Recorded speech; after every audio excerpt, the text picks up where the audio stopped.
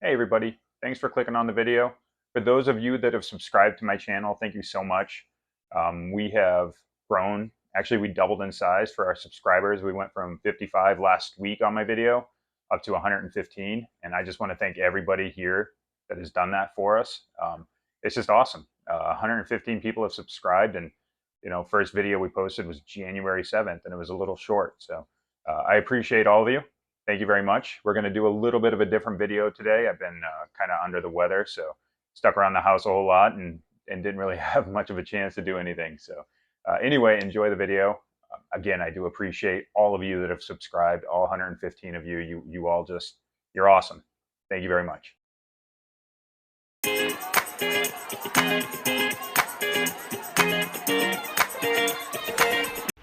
Number 5 on the list is the tiger barb.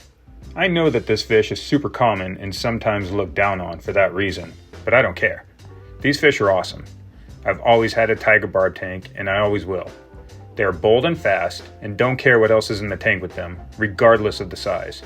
I've had them with almost every type of fish, and as long as the barb couldn't fit in their mouth, I didn't worry about them. Feeding them is like feeding small striped piranhas.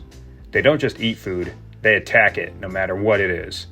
Bloodworms, brine shrimp, pellets or flakes. They eat it all like they've never eaten before and will never eat again. Tiger barbs also come in a ton of colors, and they'll all stick together. In my aquariums I have regular tiger barbs, albino tiger barbs, platinum tiger barbs, glow light barbs, I like the red ones, green tiger barbs, and black tiger barbs. That's quite a list. With all of these color choices and their bold, no-nonsense personality, tiger barbs are number 5 on the list of my top 5 favorite fish in the fish room.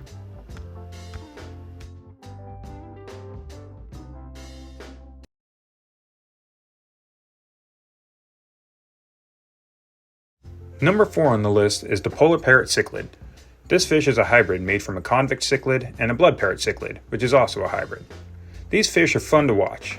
They do not concern themselves with anything happening outside of the aquarium.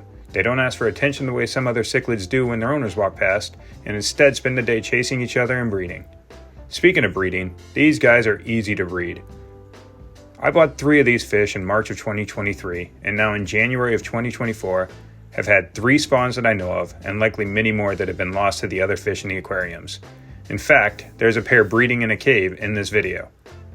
These fish have unique body type, sort of a round and colored like the convict, but with the beak mouth of the parrot cichlid. One last thing, these fish are crazy.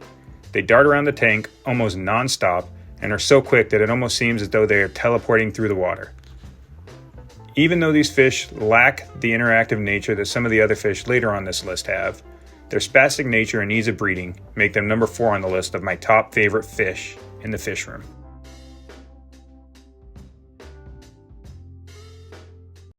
Alright, number 3 on my list is the blood parrot cichlid. I'll get this out of the way. Some people don't like the blood parrot because it's a man-made hybrid. I personally don't care. This is the second aquarium I've had with this fish, and I just can't say enough about how much fun they are to watch.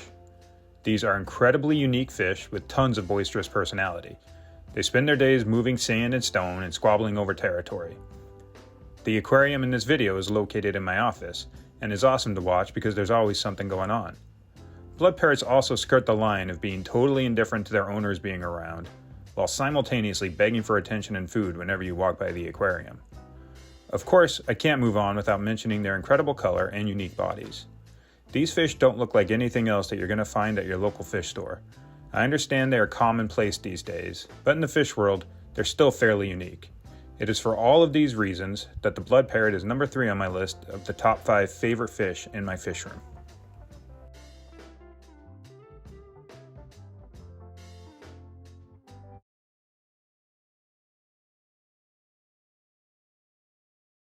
Number 2 on the list is the electric blue acara. This fish is another man-made hybrid, though it is certainly not as controversial as the blood parrot cichlid. These fish are almost water dogs. I have 2 separate acaras in 2 different tanks in 2 different locations, and they both approach the glass and dare I say wag their tails when I turn the lights on every morning. As a rule, these are also great fish to have in community aquariums. The electric blue acara at my house is an angry fish, however, and has damaged more than one fish in its 3 years of life. The electric blue acara in the office aquarium has gotten along with everything from plecos to platies to rams. As they say, each fish is different. Now for the obvious. The name and color of this fish speak for themselves. It is blue, electric blue. This fish brings an intense pop of blue that's difficult to get in most freshwater community aquariums and really stands out among the more typical golds, browns, and whites. This vibrant color and great personality of this fish is why the electric blue acara is number 2 on the list of my top 5 favorite fish in the Fishroom.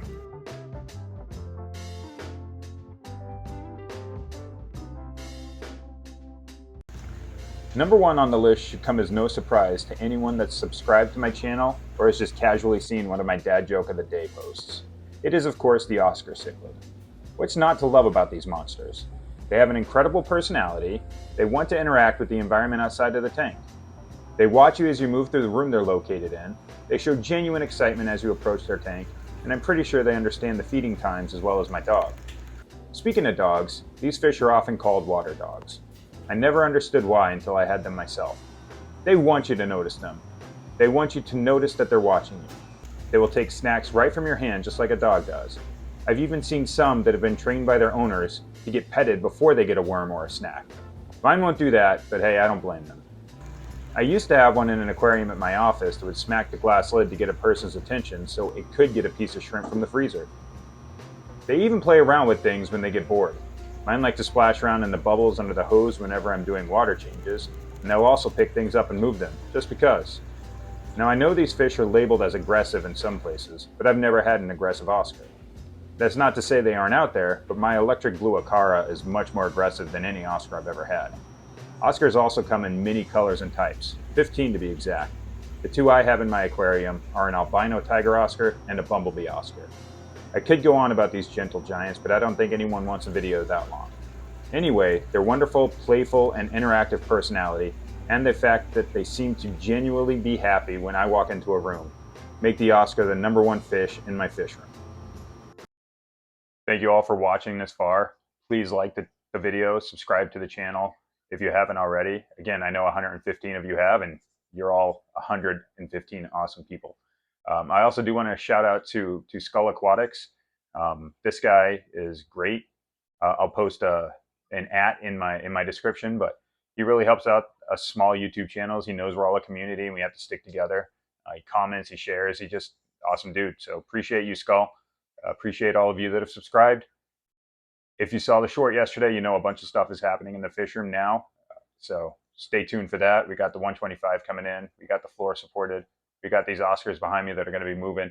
All kinds of good stuff. Appreciate y'all. Until next time, thank you very much.